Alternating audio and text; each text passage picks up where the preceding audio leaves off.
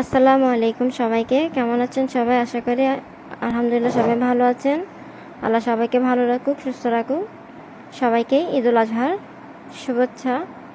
আজকে আমাদের helping hand aunty এসে পরোটা বানাচ্ছে কুরবানির জন্য।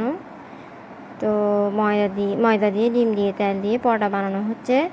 সাথে হেল্প করছে, সাহায্য করছে ওনাকে আমার শাশুড়ি এবং ননদ, ওরা।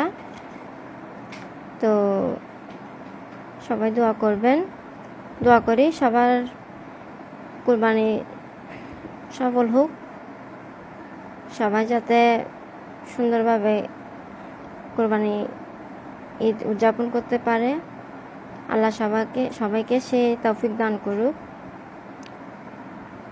আর একটা অনুরোধ থাকবে, কুরবানির গরু যারাই কিনবেন, ছাগল কিনুন, গরু কিনুন, মহিষ কিনুন বা উট কিনুন, যেটা কিনবে কিনুন, কখনো দাম জিজ্ঞাসা করবেন না। দাম জিজ্ঞাসা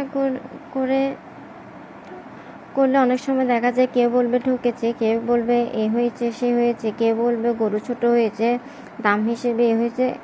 এক একজনের এক এক কথার কারণে মানুষের মনে একটা টেনশন চলে আসে এবং টেনশনের কারণে হয়তো মানুষ স্ট্রোকও করতে পারে।